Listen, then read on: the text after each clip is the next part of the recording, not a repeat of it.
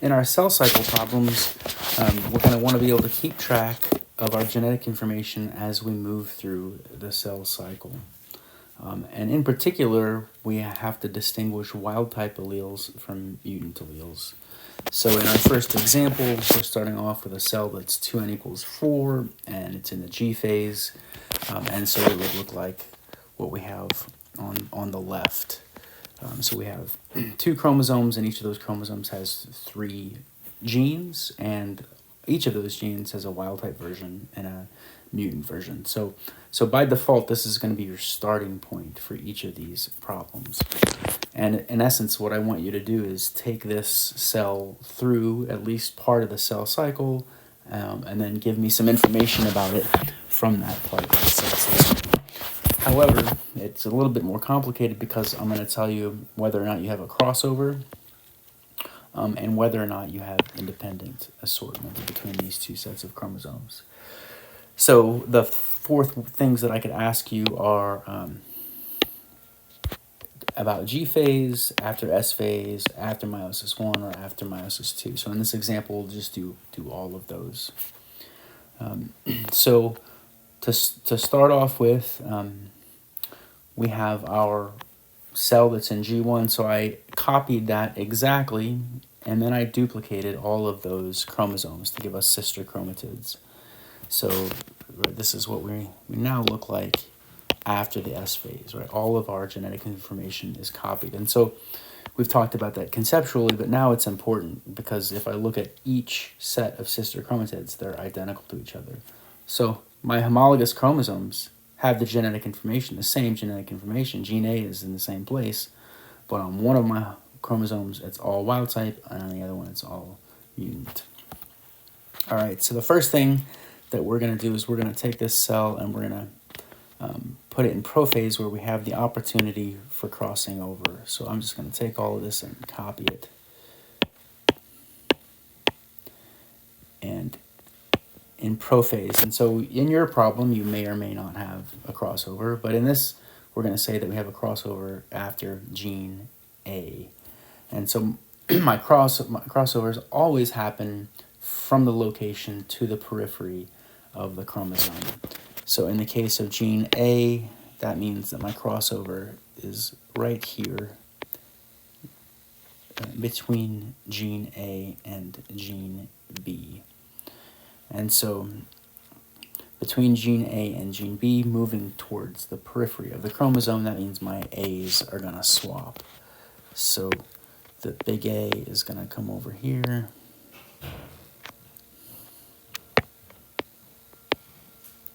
And the little a is going to come over here. Right, that's what my crossover is going to do. And I'm also going to have independent assortment. And so independent assortment just means that my chromosomes can line up in either side of the metaphase plate.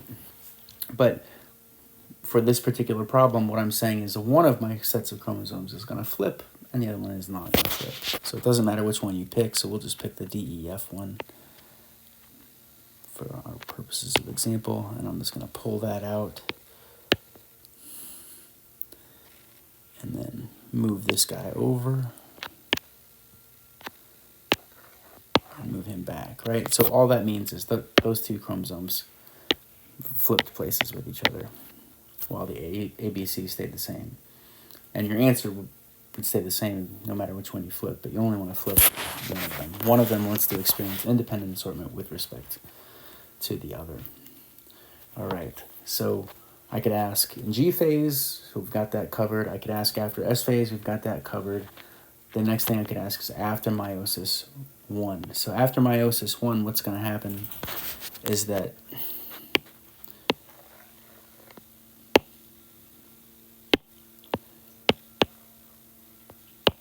these 2 sets of chromosomes get pulled apart, or homologous chromosomes get pulled apart from each other. So I'm just going to simplify it and imagine that whole process happened. And so I have 2 cells now. And so I'm going to imagine that those are my 2 cells. After meiosis 1 in interphase, these are the 2 cells. Those are what those 2 cells would look like. And then the next thing I could ask is, what are they going to look like after meiosis II? So let me take those and copy those.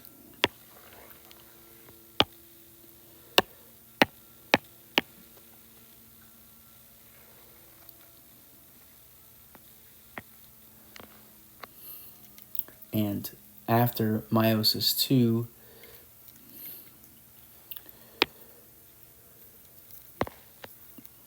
make myself some space.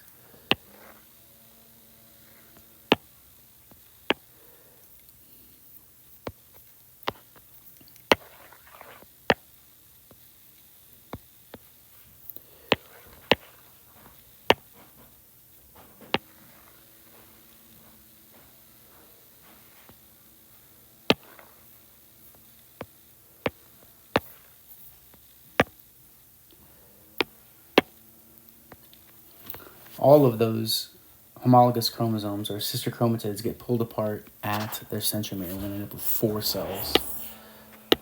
So I'm just going to imagine that we've taken it through that process and draw my line through those centromeres. And now I have 4 cells, right? 1, 2, 3, and 4. 1 and 2, 1. So those are the 4 places where I could ask questions. So I want to make sure that we know what those look like. And so what I'm going to ask is, what is the max number of mutant alleles that you count in any one cell in each of these? So we've already defined our mutant alleles as those lowercase letters. So if your question is, what's the max number of mutant alleles in G phase, it's 6. If your question is, what's the max number of mutant alleles after the S phase, we just count all the lowercase letters and we've just doubled everything, so it's going to be 12. What's our max number of mutant alleles after meiosis I? We now have 2 cells, so we're going to count separately per cell. And so we're only counting lowercase alleles. So on my, up here I have 1, 2, 3, 4, 5, and I don't have any on my DEF. So it's 5 in this one.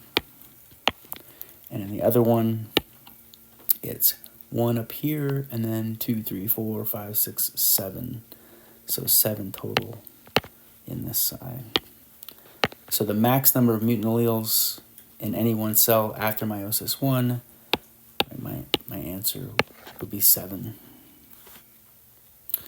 And then if your question is after meiosis II, I've just got to count again in each of these cells. So 1, 2, 3, only 3 in this guy.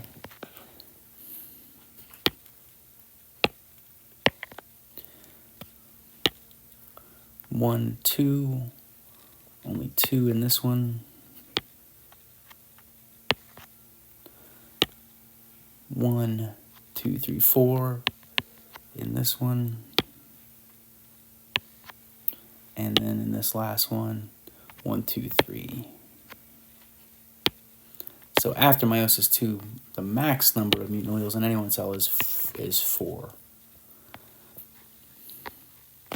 So these are a little bit more complicated, but we need to be able to carefully take our chromosomes through the cell cycle and keep track of our wild-type alleles and our mutant alleles. In our next type of problem, we're not keeping track of wild-type and mutant alleles. We're just keeping track of DNA and chromosomes and telomeres, right? So we want to have our structural bases covered. And so before we start off, we want to make sure that we can differentiate a DNA molecule and a chromosome. And so our definition of a DNA molecule is that it's any linear chromosome. Whether or not it has a chromosome, it's just one line of DNA is a DNA molecule. A chromosome, on the other hand, is any set of DNA molecules that are connected by a common centromere. And then telomeres, right, are just the caps of any linear piece of DNA. So as an example, where n equals 1 and 2n equals 2, In this n equals 1 example up top here, I have one line of DNA, so I have one DNA molecule, and I have one common centromere, so I also have one chromosome. But after that goes through the S phase, it's going to copy itself. Now I have two DNA molecules, but I still only have one centromere, so I still only have one chromosome. And then the easy solution for telomeres is that it's always going to be twice as much DNA as I have. So when I have one DNA molecule, then I have two telomeres. When I have two DNA molecules, then I have 4 telomeres. So that's the basic math that we need to keep track of. And just like in the problems above, I'm going to ask us in G phase, after S phase, after meiosis 1, or after meiosis 2. So we'll walk an example through all of those. So my example is going to be n equals 4 to n equals 8. And so what I've done here for the G phase is I've drawn out my 2n equals 8. Right, I've undergone fertilization, so I have 8 chromosomes, right? And typically we would draw them as homologous chromosomes lined up across from each other, but we don't need to keep track of alleles and genes. We just need to keep track of numbers of DNA and chromosomes. So I just drew them out as simply as I could. So I need to know how many DNA molecules I have, how many chromosomes I have, and how many telomeres I have. So I'm just going to count those. So DNA molecules, I have 8 of them.